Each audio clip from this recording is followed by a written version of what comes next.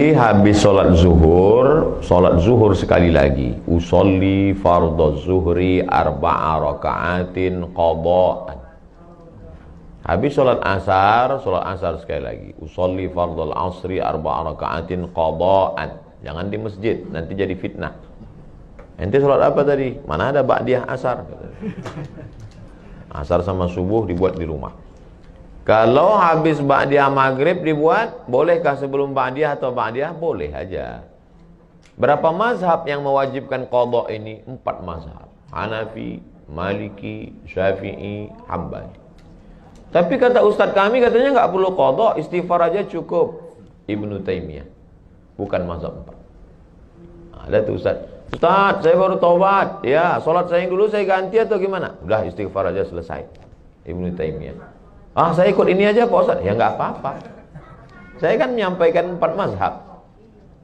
Tapi saya, dalil-dalilnya Pak Ustadz, sahabat saya sudah nulis di internet. Cara nyarinya Pak Ustadz, buka Google, tulis di situ, sholat qadha Ustadz Sarwat. Kita tes ya, dapat apa enggak. Buka Google, tulis di situ, sholat qadha Ustadz Sarwat. Ustadz Sarwat punya rumah fikih. Sholat qadha Ustadz Sarwat. Nah, di situ dia tulis dalil-dalilnya. Nah, itu ada video, ada bagaimanakah ketentuan tata cara mengqadha sholat, www.rumahfikih.com, Ustadz Ahmad Sarwat LCMA. Sudah dapat tulisannya, share. Berapa lama qadhanya Pak Ustadz? Ya berapa banyak yang tinggal dulu. Saya tidak anjurkan Bapak Ibu sore ini ambil cuti setahun. Sekali sholat saja setiap selesai. Terus saya baru sholat sekitar 10 tahun Pak Ustadz. Terus yang tinggal berapa? 20 tahun. Ya qadha 2019, lunas 2039. Kalau saya meninggal sebelum itu Pak Ustadz, alhamdulillah dianggap lunas. Beda sama puasa. Kalau puasa ibu masih ada ninggal itu digantikan sama anaknya, ahli waris. Man mata, siapa yang mati, wa alaihi siyamun, punya utang puasa, soma'an huwa liyuhu, ahli warisnya melaksanakan. Saya niat puasa besok untuk almarhumah emak saya, mengganti. Tapi kalau sholat, enggak. Sholat asal sudah meninggal, lunas. Maka saya pengen mau cepat lunas. Wallahu a'lam bishawab. Baik, mohon berkenan satu lagi ada. Oh begitu ya, mau tambah lagi? Subuh juga bisa kan? Subuh. Qadha ini bahkan Nabi pernah mengqadha sholat tahajud. Nabi pernah sholat siang 12 rakaat. Sholat apa itu Rasulullah? Karena tadi malam kan tidak mungkin witir siang. Nabi itu 11, karena tahajudnya 8, witir 3, 11. Maka siang nggak ada witir, jadi 12. Tapi kita nggak. Qobliyah subuh, kalau terbangun misalnya jam 5. Sementara sholat subuh sudah dilaksanakan di masjid. Apakah kita yang terlambat bangun langsung sholat subuh? Tidak, tetap qobliyah dulu. Qobliyah dulu, jangan sampai tinggal qobliyah. Rakaat al-fajri 2 rakaat qobliyah subuh khairum minad dunya wa ma fiha, lebih baik daripada dunia dan seisinya. Bagaimana kalau masuk masjid sudah qomat? Qad qamatis shalatu, qad qamatis shalah. Tetap salat subuh, qobliyahnya diqadha setelah salat subuh. Pulang ke rumah qobliyah. Tapi tidak wajib. Yang wajib tadi yang salat 5. Subuh, zuhur, asar, maghrib, isya. Salat subuh, usolli fardhu subhi rak'ataini qadha'an. Qadha'an. Salat itu sebetulnya berapa Pak Ustaz? 3. Yang dilaksanakan cash itu usolli fardhu zuhri arba'a raka'atin adaan. Yang kedua mengganti qadha'an. Ada satu lagi i'adatan, mengganti. Ibu sudah salat zuhur. Selesai salat zuhur, pas mau makan, cuci tangan, tiba-tiba ngelihat ada kulit ikan mas nempel di kulit. Berarti wuduknya tadi batal, karena ada kulit yang tidak kena air. Maka sholat zuhur sekali lagi bukan ada, bukan qadha, tapi i'adah, siaran ulangan. Usolli fardhu zuhri. Atau bapak, ketika bapak sudah selesai sholat, istri bapak ngomong, papa, itu tumitnya saya lihat ada cat. Tumit yang kena cat, habis ngecat, maka itu tidak kena air wudhu. Ambil thinner, ambil bensin, bersihkan, wudhu sekali lagi, sholat yang tadi diulang. Kenapa diulang? Karena sholatnya tidak sah akibat wudhunya tidak sempurna. Nama sholatnya i'adah. Jadi sholat ada 3. Adaan, qadaan, i'adah. Wallahu a'lam.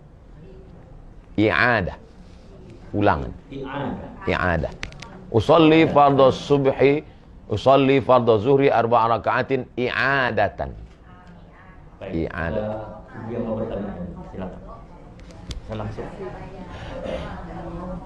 kasih. Assalamualaikum warahmatullahi wabarakatuh. Waalaikumsalam. Saya mau bertanya 2 Pak Ustaz. Yang pertama, mana yang lebih baik hukumnya buat laki-laki menjadi imam ibunya di rumah atau pergi sholat ke masjid?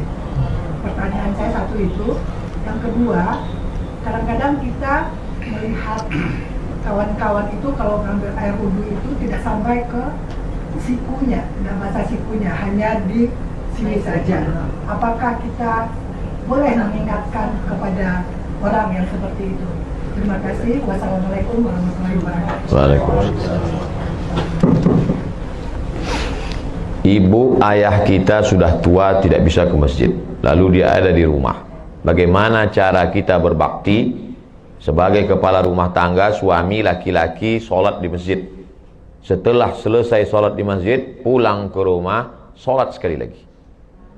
Jadi imam. Bolehkah kita sholat 2 kali? Boleh. Sholat yang pertama itu menggugurkan kewajiban, sholat yang kedua itu mencari fadilah, keutamaan. Mana dalilnya? Ini kan lagi tren nih sekarang. Mana dalilnya? Nabi sholat bersama sahabat di Masjid Nabawi. Setelah selesai sholat, Nabi pulang ke rumah, sahabat itu duduk di masjid. Tak lama datang orang kampung sahabat itu, musafir, mau jumpa Nabi. Lalu orang kampung itu mau sholat dan meminta sahabat itu menjadi imam.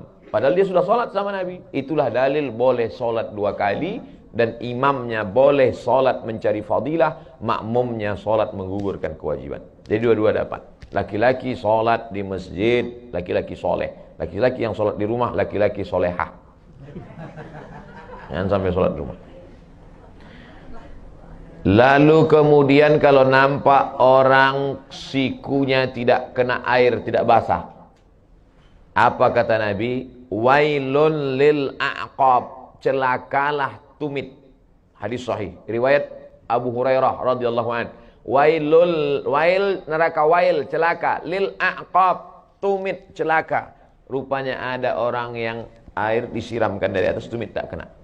Nah, jadi disiram kena tumit. Celah-celah jari ini dicelahi pakai kelingking supaya air masuk ke dalam. Siku disapu. Kalau ibu berani berkata begitu, sampaikan wailun lil siku, celaka siku. Tapi kalau nggak berani, ya pelan-pelan lah, celaka siku. Maksudnya lebih lembut, lebih soft, kasih dia kirim video, nomor WA dia ada, kirim video. Ini cara, tata cara wudhu yang benar. Hasan Husain cucu Nabi melihat ada orang tua wudhunya nggak benar, tapi cara ngasih taunya gimana? Husain nanya Hasan, Hasan gimana wudhu? Hasan pun wudhu di depan Husain. Orang tua ini ngelihat, pas dia ngelihat baru dia sadar, oh rupanya saya salah tadi. Begitu akhlak Hasan dan Husain. Bukan dia tunjuk. Sekarang kan banyak nih anak-anak muda baru ngaji, diceramahin pula lagi, Assalamualaikum. Tentu orang itu tersinggung. Mungkin niatnya baik, tapi caranya tidak santun.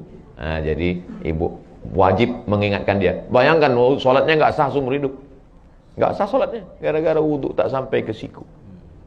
Sampai dalam Quran itu disebut, wa aidiakum ilal marafiq, tangan kamu sampai siku. Itu sejelas itu dalam Quran. Wallahu a'lam. Baik, mungkin ini pertanyaan terakhir ya. Ada pertanyaan Ustaz, bagaimana ciri-ciri Allah terima taubat seorang pendosa? Apakah semua dosa-dosanya akan diampuni jika ia bertaubat? dalam tafsir Al-Kabir, tafsir paling besar, panjangnya semeter. Nama penulisnya Imam Fakhruddin Ar-Razi, mazhabnya Syafi'i, meninggal 606. 100 tahun setelah Imam Ghazali. Ghazali 505, Razi 606. Saya ingat itu aja karena mirip-mirip. Allah tidak beritahu siapa yang dapat haji mabrur. Allah tidak beritahu siapa yang dapat taubat nasuha. Allah tidak beritahu siapa yang dapat salat wusta. Allah tidak beritahu siapa yang dapat malam Lailatul Qadar. Tengok dalam tafsir surah Al-Qadar, juz 30. Kenapa Allah tidak kasih tahu? Bayangkan kalau udah tahu. Mungkin pengajian nggak ada lagi. Pak, Bapak nggak ngaji? Udah dapat kemarin. Allah tidak kasih tahu itu. Tapi tanda-tanda indikasinya ada. Apa tandanya? Katanya Pak Ustadz kalau haji mabrur itu wajahnya putih. Pulang dari Makkah paling putih. Nggak pernah ke masjid. Tidur di hotel. Ini bukan tanda. Tanda itu, itu dia kata kuncinya. Keyword, K kunci, word kata. Kata kunci, ada perubahan. Dulu Pak Ustadz sebelum dia ngaji, pelit. Setelah ngaji nih Masya Allah. Dulu sebelum ngaji sedekah 2.000. Sekarang 2.500.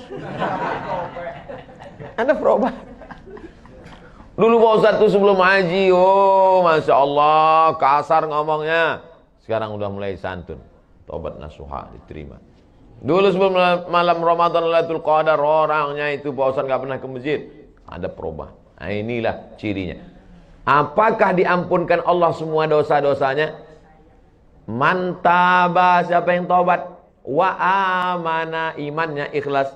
Wa amila amalan salihah, beramal saleh. Kalau 3 ini cukup syarat. Ulaika mereka itu yubaddilullahu sayyiatihim hasanat. Semua dosa-dosanya dulu diganti Allah dengan hasanat, kebaikan-kebaikan. Bukan cuma dihapus Allah. Coba lihat bunyi kalimatnya. Yubaddilullahu sayyiatihim hasanat. Diganti Allah semua dosanya menjadi hasanat, kebaikan-kebaikan. Mudah-mudahan kita termasuk yang jenis itu insyaallah. Syaratnya 3.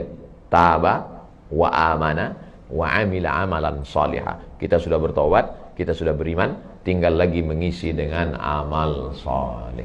Wallahu a'lam bishawab.